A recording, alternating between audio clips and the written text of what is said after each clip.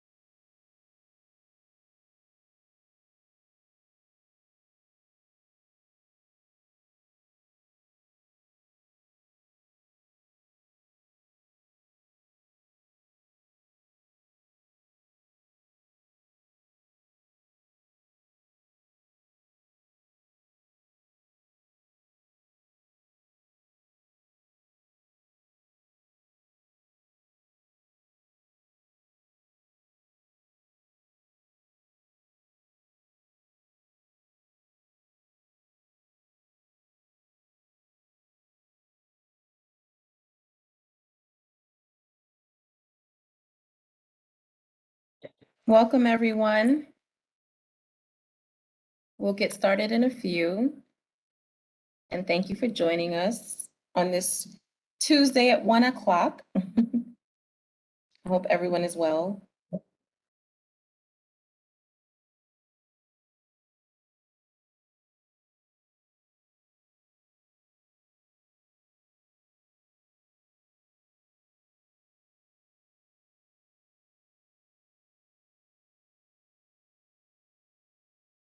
I'll give it a few more minutes for some more folks to come on. And then we will get started with introductions, as well as learning more about you all who are on the call. So we want to make sure that you get an opportunity to not only hear from our guests, but also present yourself and talk a little bit about your business. And you can do that by dropping it in the chat. And if anyone wants to be bold and go off mute, you can do that too. But I'll let you know.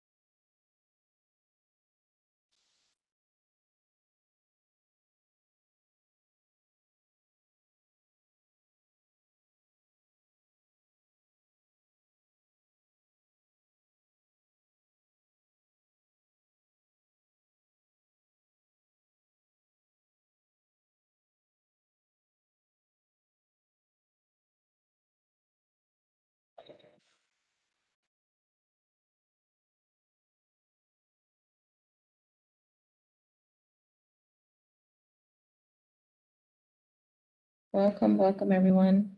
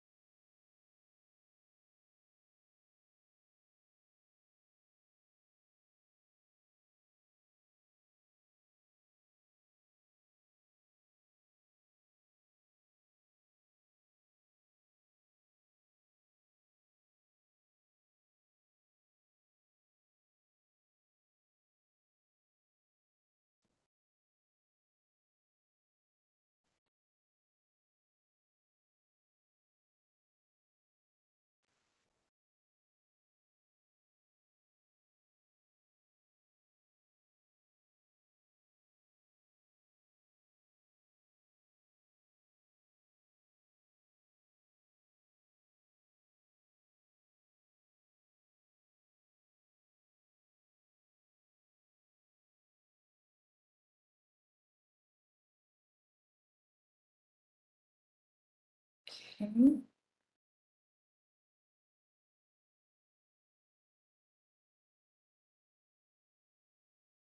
So we're actually going to get started. We'll jump right in. So again, thank you for attending. Thank you for being here with us today.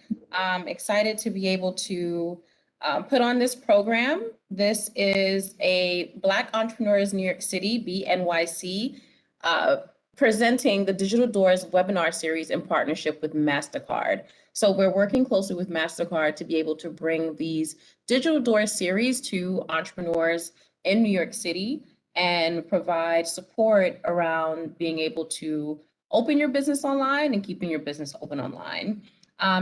Today's topic is called When Keeping It Real Goes Online. When Keeping It Real Online Goes Wrong, sorry. It's focused on being able to talk about cybersecurity issues that a lot of entrepreneurs face, things that you need to look out for. And today we have special guests that will be on our panel. This is actually part two. We had our lead presenter, Rebecca, speak a little bit more about cybersecurity late last month, but we wanted to make sure that we also featured a panel of Black entrepreneurs that are online and answer some questions that they might have, and also talk a little bit more about their experience. So first, my name is Monique Hector. I am the Director of Program Development and Implementation with BNYC. I am on the team to support in the programs that we're creating and developing for Black entrepreneurs to ensure that you guys are getting the most impactful support, programs, events to be able to help you in your business. And just a little bit more about Black Entrepreneurs NYC. So BNYC is a groundbreaking model for a major American city to help create equity of opportunity by advancing Black entrepreneurship. BNYC is making investments in business education through its Digital Doors webinar series, launch services via its Startup Intensive program, and capital access via the BNYC Accelerator. BNYC also runs BNYC Mentors program, which has connected hundreds of entrepreneurs with group mentoring sessions and one-on-one intensives with Black entrepreneurs and industry leaders. So you can learn more about our work at our website. I'll actually drop that in the chat for you. So you can check out the website and see all the great work that we've done and a lot of the upcoming things that are happening. So again, we are partnering with Mastercard, and Mastercard works to connect, empower an inclusive digital economy that benefits small businesses. Now more than ever, having a digital presence is critical, as you all know. So Mastercard is working to get businesses online, protect them from fraud, and ensure you have the right tools to digitally transform using e-commerce and digital payment tools. So again, this event is focused for small businesses and minority-owned businesses who are the most common targets of online scammers and digital thieves. This interactive webinar will cover what you need to know about assessing your online presence and security, how to secure your business's online presence, and include a panel discussion from entrepreneurs in New York City's In Solidarity Partnership program with Mastercard, who will share their experiences while keeping their business safe from scams. So today we have 3 Black women entrepreneurs. We have Lillian Elenwoke of Maison Blanche Packaging. She can probably say that way better than me. So Lillian, if you could introduce yourself pretty quickly. Hi, everyone. Yeah, you got it right. Yeah, so and I'm a project manager, but then I have a business called Maison Blanche Packaging. And Maison Blanche Packaging is a company that helps emerging brands, especially women-owned brands, especially minority brands, with their brand packaging, help them stand out from the crowd, dominating their niche, and increase their sales and their dominance by improving on their brand packaging. And how we help them improve on their brand packaging is by helping them become more eco-friendly, because we know the issues we're having in the world with sustainability and everything, and more global market ready, because the world has gotten flat. So, and definitely more e-commerce ready. So those are some of the things that we do. Awesome. Thank you. Thank you, Lillian. And then we have Ruby Millen of Ruby Spice. So Ruby, can you introduce yourself, please? Hi, everyone. I'm Ruby Millen. Ruby Spice Inc. is my company. It's a dual part company. My goal in Ruby Spice Inc. is to tie in the inside care with the outside care. So my first 2 products are seasoning. I'm Haitian American, so the recipe is a Haitian recipe. It's my mom's. And myself, my daughter, and my mom, we all make it together and we package it. I just recently received my pH and shelf life study work. This is TMI, sorry. No. But I'm very excited that it's going to be on shelves really soon. That's awesome. It just completed a shelf life study of 1 year.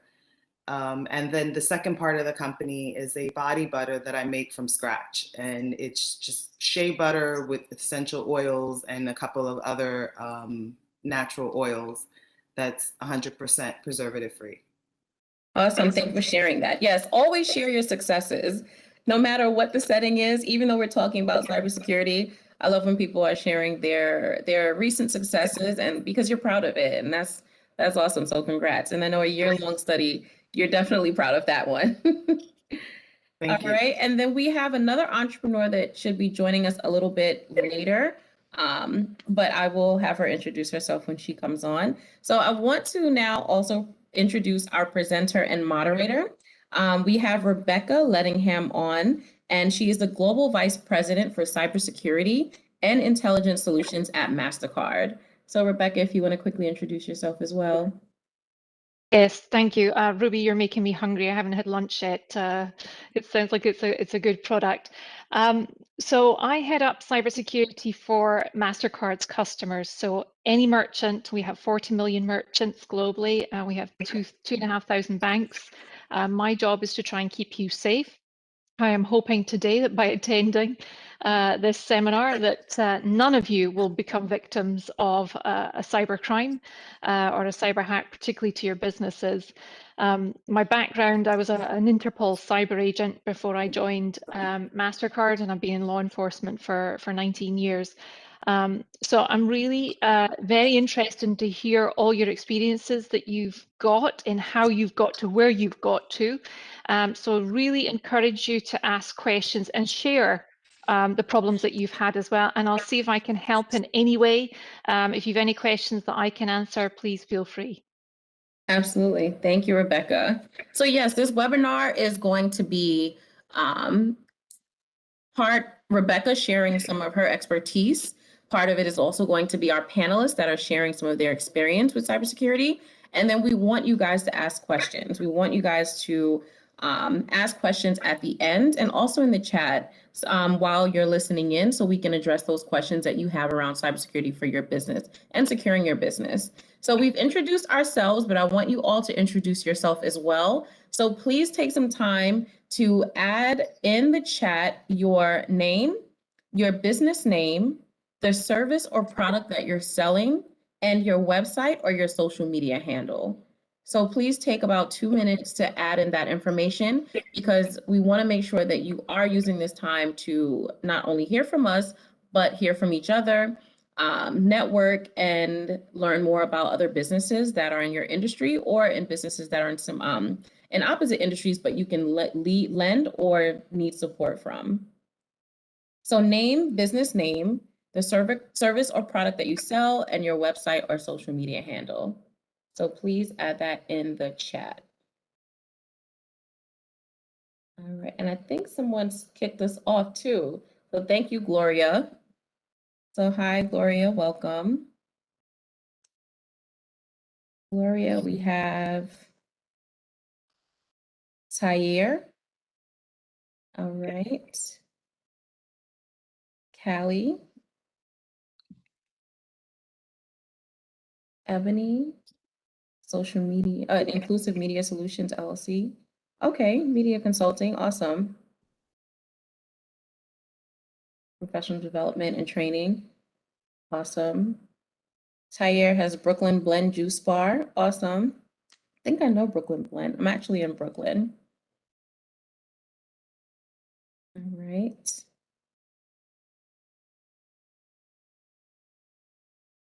All right, Pinnacle of Clean.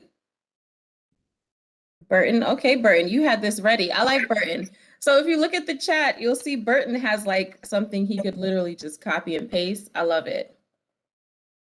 I recommend that whenever you're in these networking sessions, especially when they're virtual, as opposed to like having that business card, have that text so you could just copy and paste and drop in the chat whenever you need to. So that was shout out to you for that.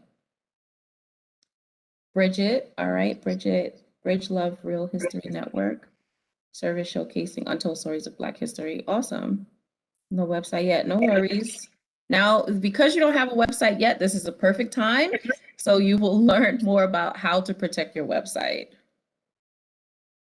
Martine, all right, we have Cassie, mentorship, community building, nice.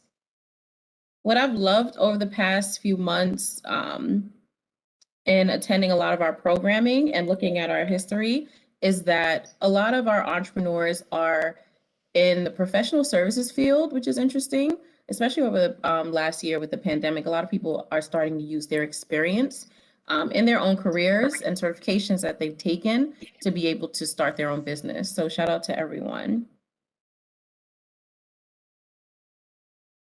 Okay. Anyone else missing? A few people didn't drop their info. Definitely don't be shy. Drop your information in the chat. It's nice to learn who you guys are. Shanette, Lavishly Living LLC, personalized gifts and crafts items. Awesome. Oh, she's soon branching out to body butters, Ruby. So nice. Position.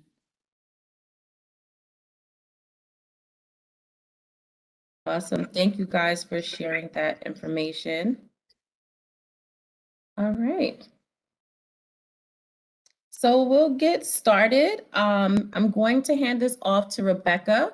And if you didn't get to drop your information in chat, please still take the time to do so.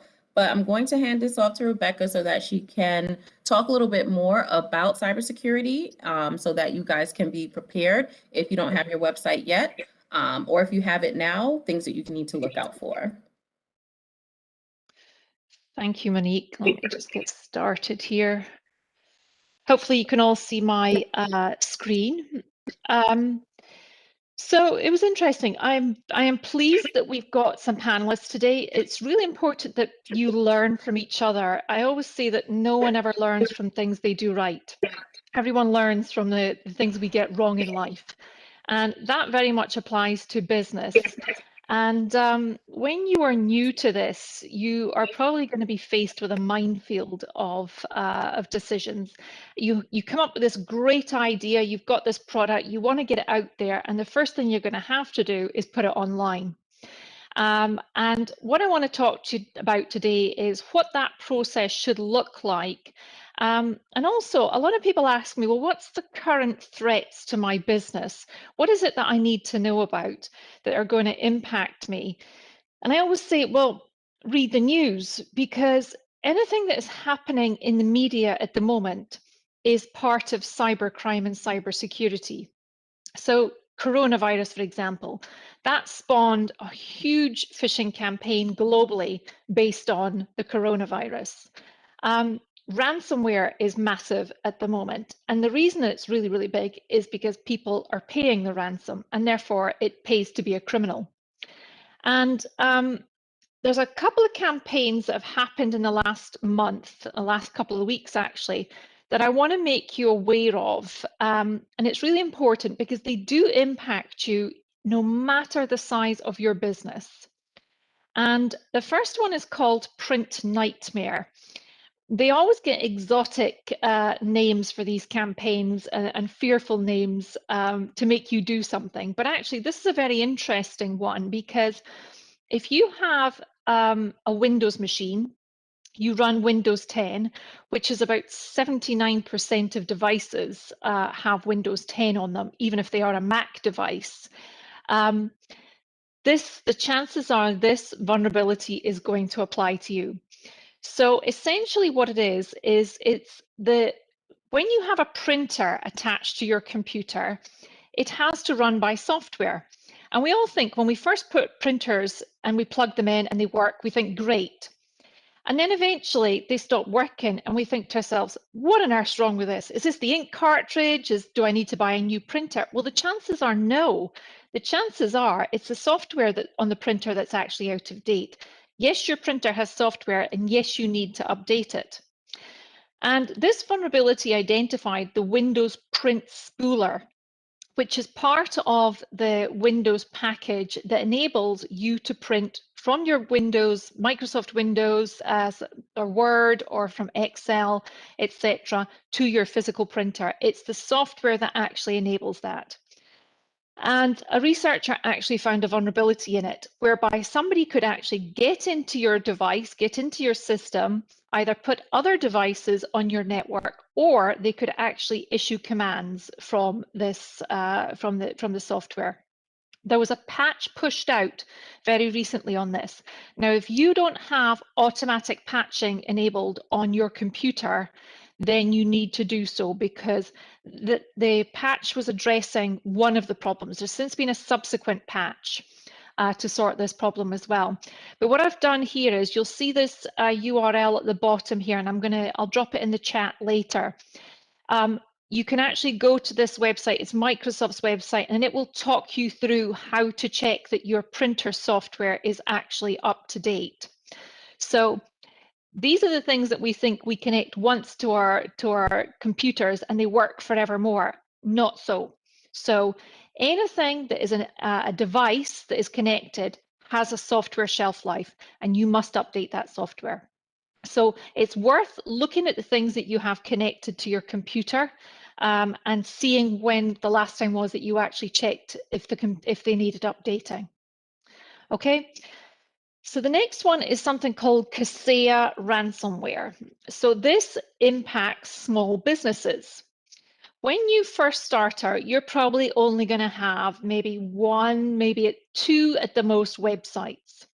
But as you grow your business, you are going to probably want to put your security management out to what's called a managed service provider.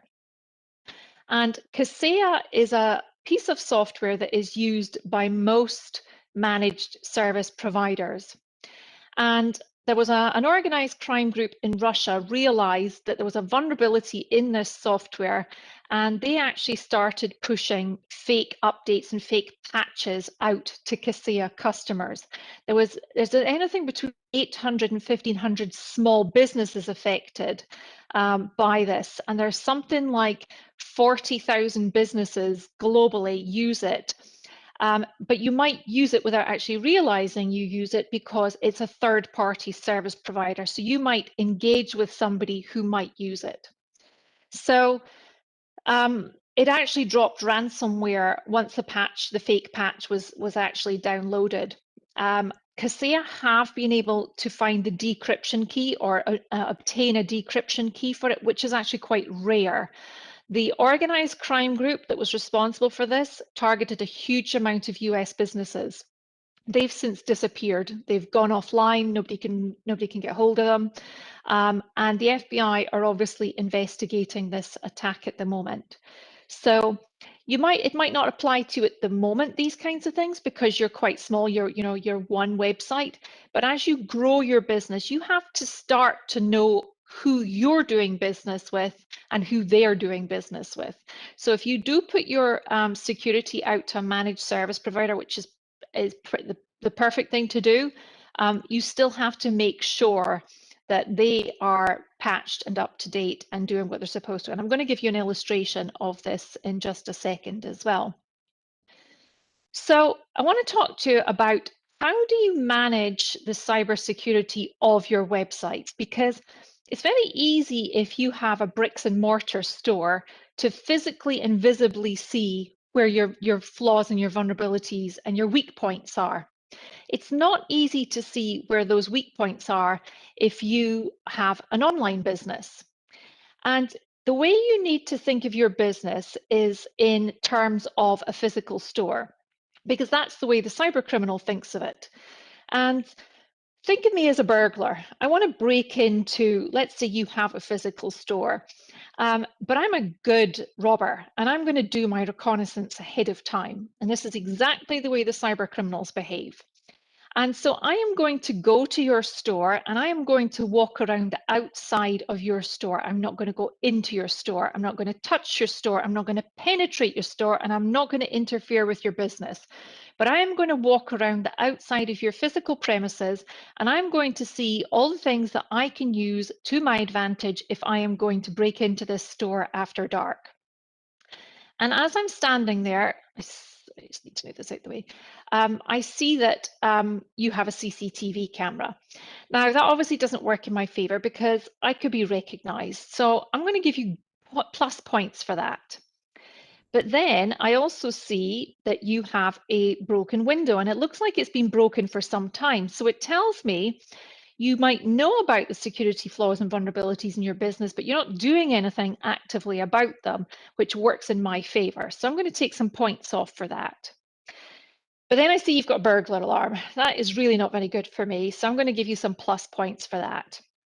But then as I'm standing there, I actually see a shoplifter come out to the front of the store, and she appears to have a bag full of stolen goods. She's walked past what you think is your good security guard, and he doesn't appear to have noticed it. He appears completely clueless. So it tells me you might have the right security elements in place, but they're not doing the right job. That is good for me. And then as I'm standing there, I see you put your garbage out on the sidewalk. Anything you put outside your premises, I have a right to go through because you relinquish ownership to it. And I'm going to see if I can find out what's going on inside your business that might help me actually break into the premises. But then I think to myself, this is really high risk. I have to be present as a criminal to commit this crime. You might actually recognize me. I might have shopped in your store before. And I have to have an escape route that I can manage. But what if I was to target your online business in the exact same way? What if I was to walk around outside of the digital perimeter of your online business and I was to visit your website? I was to check the web source payment code on the payment page of your website and see how you actually configured it, because that's public information. And what if I was to go through the digital garbage of everything you put out to the internet that your digital device is connected to? So you have to think of your digital business in the exact same way as your physical business. But instead of the cracked window, you need to check whether you are patched and up to date. Instead of the shoplifter, you need to see whether your online business has got any malware that's infected the site, or if there's any redirect on the site pushing somebody off to a malicious site. And this happens very commonly with small businesses. And I'm going to show you the way in which Mastercard do this, because I can actually see what your businesses look like to a cyber criminal. And I'm going to just walk you through that just in a second. So let me just come out of this. I can stop sharing that. And if you don't mind, Rebecca, I can share the personal story that I shared with you just Yes, last week. please. Yeah, so I'll share that a friend of mine has a business in Brooklyn and her website was hacked. And she uses Squarespace, I believe. That's what we had, I think Rebecca had looked at it. And she was literally hacked, and the person started texting all of her clients, asking them for payment and giving them detailed information about the service.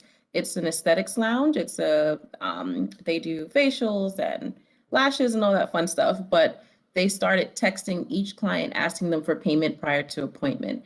And one person actually did send a payment to that person. And then she mentioned today, because I spoke to her about this webinar, she said that the person also somehow hacked into her personal Instagram account and started sending people messages. And I was completely shocked. And it just shows that you really do have to protect the back end of your business. So I'll share, that's an honest, personal, true story about a friend of mine that just happened last week. And interestingly, that does not sound like the activity of organized crime. That sounds like just a generic criminal who has who is dabbling in crime, to be honest. I mean, I find that a lot of the cyber criminals that will target your business are anything between 11 and 16 years old. And they do it because they are cutting their teeth and trying to learn their craft, and then they start getting successful and they learn from others and things like that. And the chances are that it could well be that it's somebody in the USA that has targeted that business as well. And it is, you know, it's not just you, and I alluded to this in the last presentation that we did. It's not just you that you need to worry about, it is your customers as well that you need to protect whenever you've got a business. You want to attract customers to your business because they're the ones that are going to make your living. But equally, you have a responsibility to protect them as well. And it's really, really difficult. So the three ladies that agreed to be on our panel all have online businesses, and I was able to obtain their websites about 2 weeks ago and actually do what I would call just a scan on those businesses, but I have not visited those sites.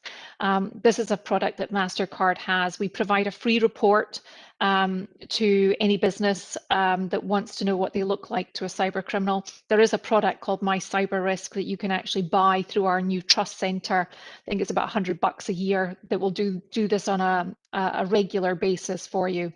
But I'm just going to go to Maison Blanche first, and thank you to the ladies for allowing me to do this. So I have walked around the digital perimeter of Maison Blanche. I have done this in an automated way. This is a product that we have. And I have determined that Maison Blanche is actually looking really good from a cybersecurity perspective. So we rate companies on an A to F scale. So companies that are in the A range have a 4 times lower breach event frequency than those in the D or the F category. And I look at things like software patching. Is the patching up to date? Are you using the right application security? Are you using the right web encryption, which is part of your PCI DSS responsibilities that I spoke about the last time as well? Have you had any previous breach events that have been disclosed publicly? I also look at your email security. That means, are you using any kind of protection from phishing events on your email servers? And if you are not, the chances of a phishing campaign are going to be substantially higher in their success rate if you're not.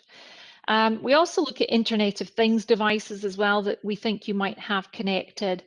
And we look at what the functionality is of the devices you have connected to the internet. So it might be that you have a mail server connected, or it might be that you have a CCTV camera connected. And we risk rate those issues. And we tell you in this top right-hand corner, here's the ones that you need to fix right now, because these are the ones that are actually going to get you breached. These are the ones that you can get to in time, but anything in here is an issue. Now we've got a slightly lower score in application security, and it's under something called HTTP security headers. Now, what does this mean? Well, if you have an online website, you need to make sure that the HTTP security headers are locked down. And that is something that you need to talk to your hosting provider about, because if they are not locked down, it is very easy for some kid or some bad guy to come along, put a small piece of code into your payment card page and siphon off that data. They can also do what we call man-in-the-middle attacks, so they can intercept your customer while they're trying to make payment, or provide you with any information as well. So this is something, it's not a critical issue, but it is on your main website. It's a low severity issue, but it's something that you want to talk to your provider about. Now, when I scan this website, I was able to find out, I've never met any of these ladies before, but I was able to find out that you use one hosting provider in the United States. This is the hosting provider that you use, and that you have one domain with this name here. If you had any other domains, my system would pick that up also. I know that you have 2 web hosts. So that means you have 2 devices or 2 servers connected to the internet, and they are both externally connected. Now, as I say, I don't know anything about these businesses, but this is what I can tell. And the bad guys have their own methodology of being able to identify this also. Now, what I wanted to show you was the other, if I can just go to Ruby Spice, just a second. You also have an A, and you also have a slightly lower score with the same type of issue. It's something that I think it might even be a tick box on your hosting provider's website that you just need to check that you've enabled. But interestingly here, I noticed that you have used Squarespace. Now, Squarespace are obviously a managed payment provider, and you've gone with a package, I suspect, with this company. Now, if I go to the other, sorry, it's 21 Ethos, the third business that we looked at from our panelists, you have also got a Squarespace hosting provider. Now, the interesting thing here is that you are also under a managed service program, I suspect, but there is a problem with something called DNS security. So DNS is what resolves an IP address to a domain name. So for example, Mastercard resolves to 198.128.111.10. And that is what correlates the 2 together. So if I put in 21 Ethos, it knows what the IP address behind 21 Ethos should be and directs me to that site. Now, there's a slight problem here with domain hijacking protection, and it's something that you do need to fix urgently.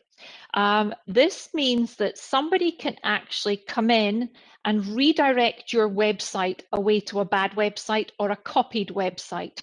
So your customer might come to 21 Ethos, but they might get redirected to a site owned by a cyber hacker or a cyber criminal. Again, this is something that you'll need to talk to Squarespace about. But it's these little kinds of things that the cyber criminals look to exploit. And it's not a high risk item in terms of things like software patching, but it is something that a kid will find and could potentially abuse. And the volume of cyber criminals or children involved in this kind of pettiness at the moment is really, really high. And you don't want this to happen because it's bad for your consumer, it's bad for your customer. I'm going to provide reports to all the ladies who have provided their websites to me. And if you have any questions, please come back to me. Sorry. No. I was just going to jump in really quickly that this was super helpful to know, especially because you mentioned 2 of them have Squarespace. And a lot of folks do use Squarespace, especially because there are free options. But just because you're using those well-known tools does not mean that there are still there Exactly. might be You're any not issues. exempt from issues because you are using these guys. You need to be on top of them. And I know you have a lot of priorities where your business is concerned, but this is one where your website security is concerned, you do need to be on top of, because the example that Monique just gave could happen to anyone. Yeah. Thank so you. let me And just stop sharing. And Hang on. yes, sure. And we can jump right into our panel and ask our panelists some questions. Yeah, so I'm really intrigued. So both you ladies obviously came up with great ideas and you wanted to make a business out of it, and perhaps it's become your full-time income, I don't know. But what kind of research and decisions did you have to make about putting your business online, and what sort of things do you think about? That's to either of you. I don't mind going first. So I chose I own Ruby Spice Inc. and I chose Squarespace because I wanted an e-com site that provided the security without having to go and do any additional research on my own. I thought that that was enough.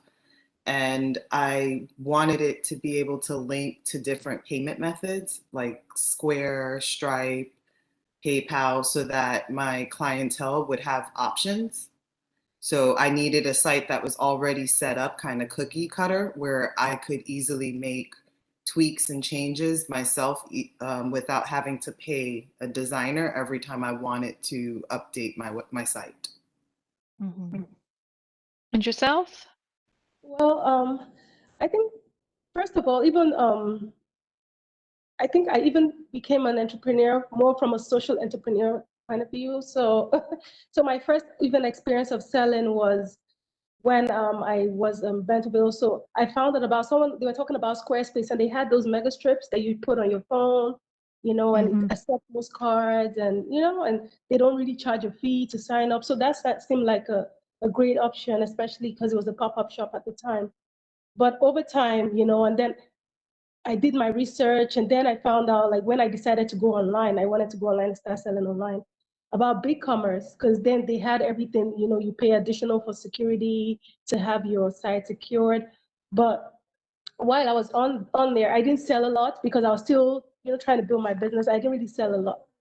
And now the different platforms I'm using, like what Ruby said, because there's so much, like, especially I'm a womanpreneur and a solopreneur, there's so much I'm trying to do, juggling a lot. So looking for like a payment portal, like to handle, like maybe like a one size fits all, that, you know, just make it easy for me to take that stress away from me completely, you know, and that's why, you know, I decided on some of the ones I've decided on. And also because my business, even though it's still a small business, because I'm an African descent, I also have clients outside of the US, and making payments is also difficult Yep. So like sites like PayPal, because then you need to set up the account for you to even get paid.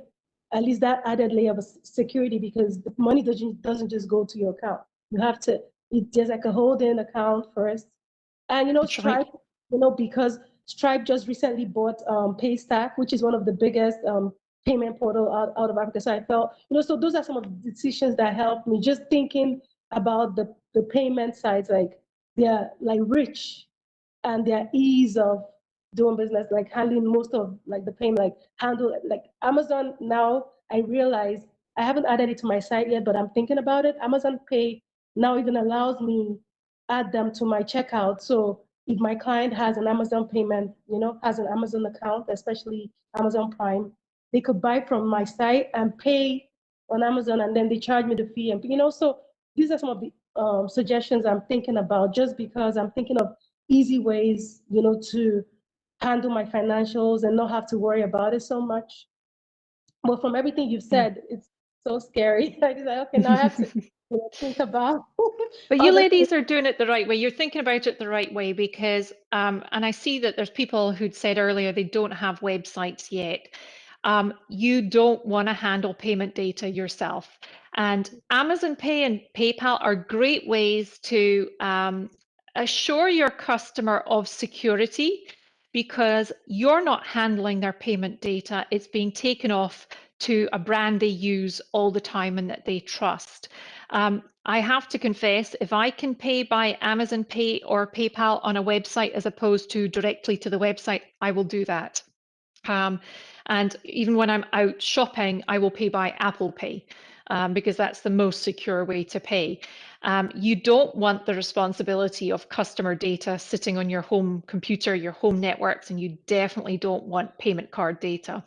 And one of the things that you'll all come to realize is, I spoke about this the last time, is PCI DSS. This is a payment card industry. It is a criteria that you will all be held by if you have a business, particularly an e-commerce business. It's worth reading up about on the internet. And if you take the responsibility off yourself for accepting payment card data, you drastically reduce your liability and your responsibility around PCI DSS as well. Now, as you get bigger, you might want to take some of that responsibility back when you can spend a bit more on security. But when you're certainly in this infancy, this sort of growing pains phase, it's something that you want to look at. I wanted to ask you, is there anything that you have personally or for your business that protects you or your business from cybersecurity? Any tools, any products, anything that at all that you use?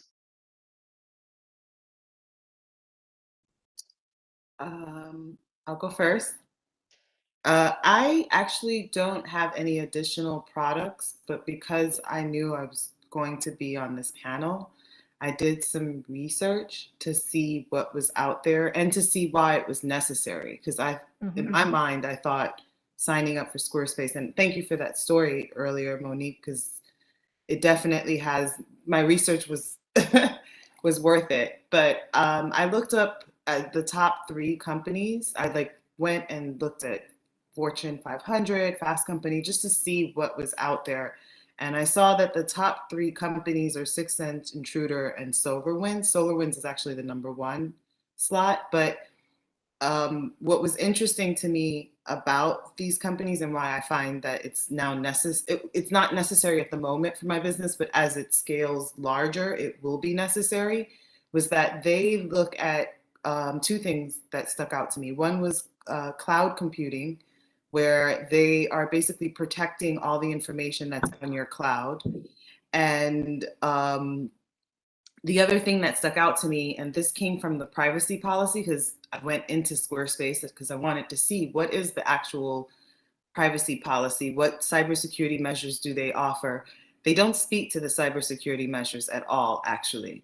But what they do speak to is the footprints. They gather the information that comes from they gather the information of what site your clientele came from before they landed on your page and what site they went to next. And this kind of got me thinking about, like, well, I work in marketing, but it got me thinking about like psychographic information and demographic information.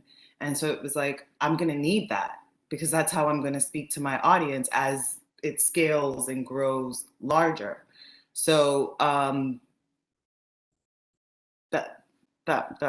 those were two that stood out to me. Yeah, you've done some good research. I will tell you, SolarWinds was hacked a few months ago. Wow, So Ruby, no one's definitely. safe anymore.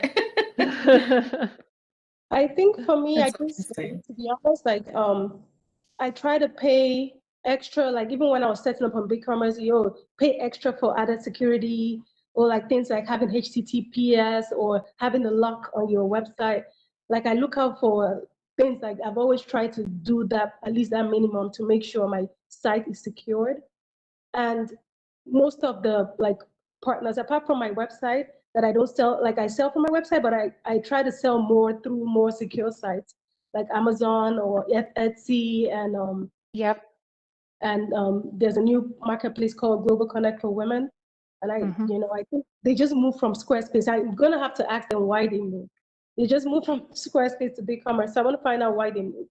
Maybe they had a security issue or a bridge. But then I just try to make sure that I try not to go for like maybe the cheapest package. Like I try to go for the package that handles secure, like there's an added security, because Yeah. I know it's going to be hard for me to manage it. That is not my field. Cybersecurity is, I have No, yours is making a living out of your business, and this is just an inconvenience. So. And just seeing issues like Monique just mentioned a story she had. I also had a friend that had one of the biggest like e-commerce platforms for African businesses, and her site got hacked in January, and she lost all this data for over 3 years. Yeah. So just even looking at other people's things that are happening around me and just taking note. So some of the things I want to do is, like I know one of the questions I was asked about was about roadmap, like just thinking 3 years down the line, like setting goals for myself and for my business. Okay, when I start hitting this amount of traffic on my site and making this amount of money, like who are the sites, like what kind of security do I need, or how much more, and just budgeting ahead, thinking And about that's good. Yeah. clubs, learning like on this platform, which is one of the reasons why I wanted to be on the platforms, to see what's happening out there, the new cybersecurity threats and things like what you mentioned. They sound so scary. Like just taking note of what's happening, making sure I'm up to date on what's happening, and being Yeah. No, absolutely. And I can see a couple of questions coming in about Square and Stripe. These products are great, but as Lillian has just alluded to, it depends on what you pay. If you're going to pay rock bottom and you're going to go for the free product, you are going to have to do a heck of a lot of legwork yourself around security. And I'm not familiar with the packages, I have to say, that Square and Stripe offer, but you want to make sure that it's going to give you adequate cover around the security of your website. So if something actually does go wrong, you have somebody to actually go to and ask for help, because you're not going to fix a lot of these things yourself. One of the things I would definitely say to all of you that you need, irrespective of whether you have an online business or not, is theft identity protection. And that can include your Instagram accounts, it can include your social security numbers, your business tax ID numbers. And there are companies, Mastercard's one of them, but there's also Norton and a few others as well that you can go to. And they will look for your information being abused on the black market or the dark web. And that's usually the first indication that something's wrong with either your business or your personal information. And it can often give you the time to nip things in the bud before they get used and abused as well. So if you're going to do nothing else, just get yourself theft identity protection. Because if your business identity or your personal identity is stolen, then you are going to have problems. And as you get a little bit bigger, cyber insurance is very worthwhile considering. To Monique's example as well, that would have been something that they would have been able to help her friend with. Policies start less than $100, depending on what you're looking for. And you can shop around a little bit. I know HSB Munich Re has a good policy, and there's a couple of others as well that offer to small businesses. It's something that Mastercard's also looking at, but it gives you that safety net if something goes wrong, and they will help you get your business back online. Because to be honest, you need to be back online quickly if somebody's going to do something to you, because you're going to lose money. So. That's a great point. And it's interesting because Ebony, she has cybersecurity insurance. So that's pretty cool because that's honestly something I've never heard of. So it's great to know that that even exists. But she asked the question, is this combined with other security measures like we've discussed? Is it enough to reasonably protect her business and her clients? And it sounds like These are it the is. basic things. Yeah, these are the basic things you want to do when you're first starting off. I'm not going to advocate that you spend a fortune on cybersecurity, because the chances are, if your website does get infected with malware, you just bin it and you pay for a new website. If you're bigger, then you have to start fixing things. But at the size that you all seem to be at, it's easy to just get rid of something and start again. You can keep your name, you just change, you get GoDaddy or Stripe or whomever to change your website. So there are cheap fixes at the size that you're at. Where you need to focus is as you grow. As your business grows, what is your cybersecurity going to look like then, and how much are you going to have to spend on it? Absolutely. All right. And this was great. Thank you guys. And I'll share some questions in the chat while you guys are still here. So let's see. So someone asked, and I know you spoke about it earlier, Rebecca, does Stripe offer do they offer enough security, sufficient security? Yeah, I mean, anything does, as long as you pay for the right level of security. There are a lot of, when you first start in business, you think, I want to do everything cheaply and freely. And I know I've had a look at these online, this free sites where they'll do it. There's nothing that's free. You end up paying for something. It goes by the volume of your transactions or the number of transactions you do. What they give you in one hand, they take in another. And so sometimes it's just better. And I like Lillian's idea of Etsy, eBay, and folk like that. If you're just starting out and you're trying to get your arms around what your market looks like, it's a great place to start, because they do everything for you. You don't have to worry about cybersecurity in that sense, because they do the payments, they do the marketing, etc., and they have it an all-encompassing package. It's just as you grow, as I keep saying, you may be tomorrow's large enterprise. Everybody starts somewhere, starts very small and grows. So it's, don't skimp. It's not an area you can skimp on, is security. But you don't need to spend mega bucks Too at much. the size that you're at. Yeah. That's good to know. And then Bridget asked, what are the brand names of cybersecurity insurance?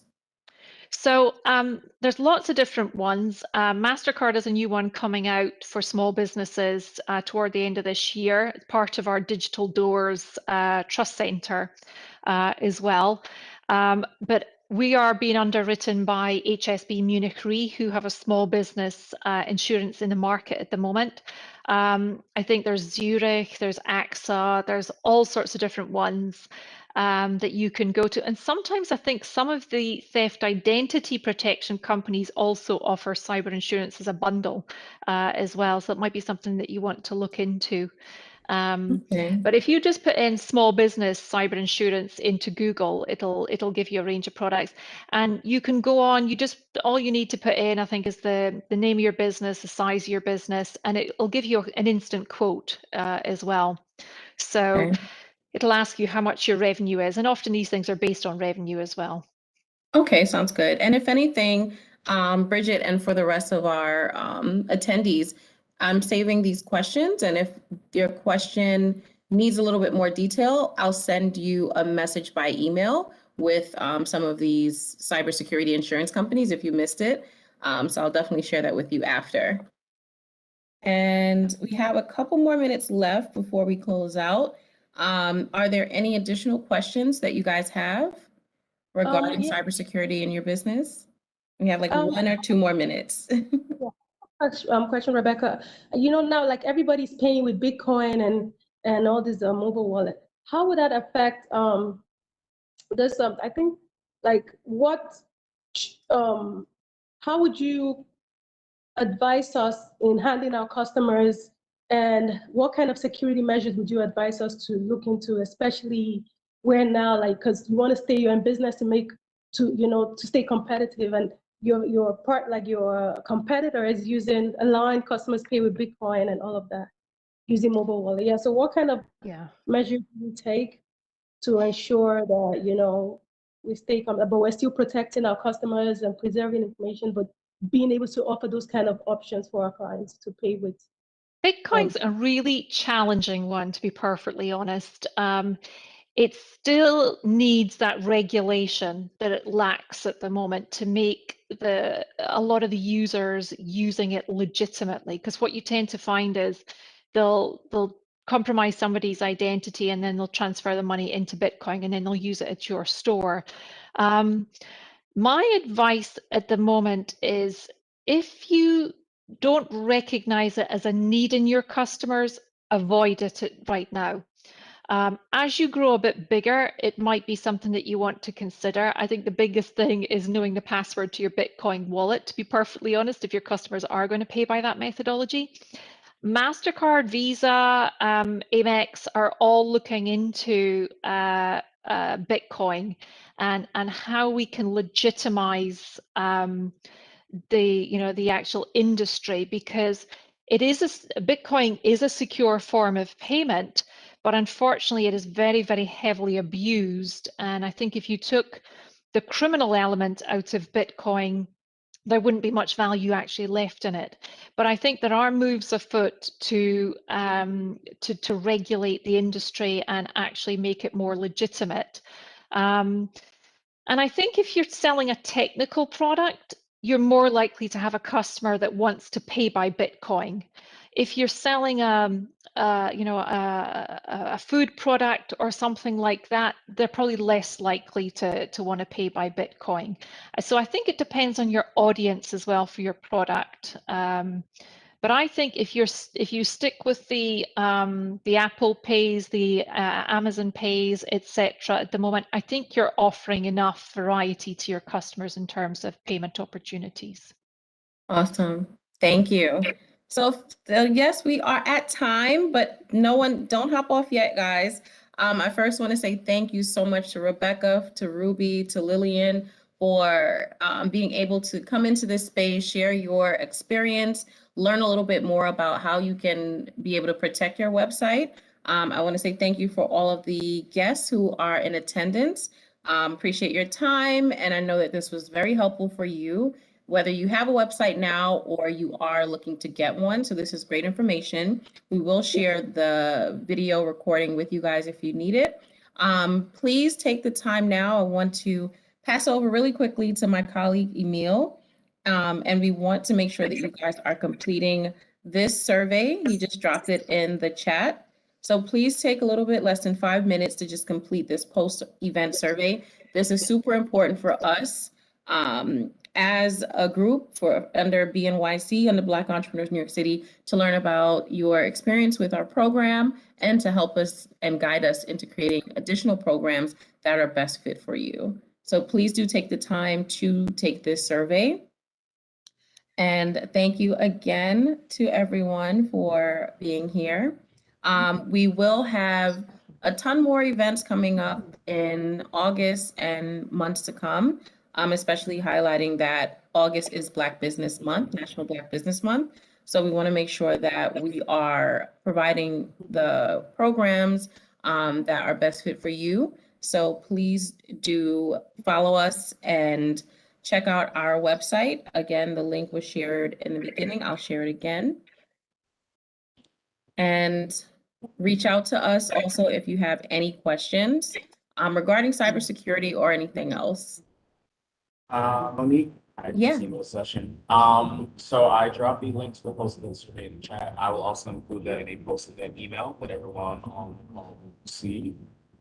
We will also, we're going to need about a day to pull together the recording, but once that is done, I will also follow up email to all with the recording of the site.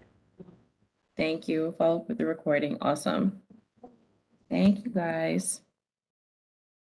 All right. So again, don't forget to fill out the survey and check out our website so that you can sign up for additional programs that are coming up.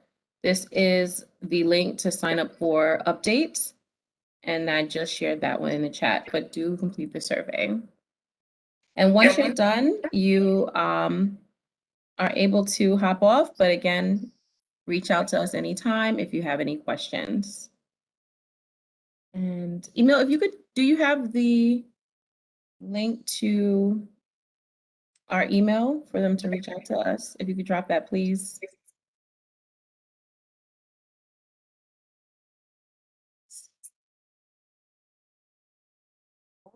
It's in the chat. It is BMYC. Oh, thank you. NYC.gov. Thank you.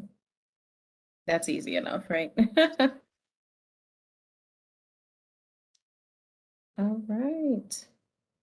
And also be sure if you still here, share and save the chat if you can. It's good to have everyone's information. And we have their information as well, but save the chat for yourself so that you can connect with folks that you were in the group with. All right, so thank you again, and we're gonna close out. Appreciate your time, and we will connect with you guys again soon. Bye, everyone. Enjoy the rest of your week. Thank you. Thank Thanks you. for having me. Bye. Bye.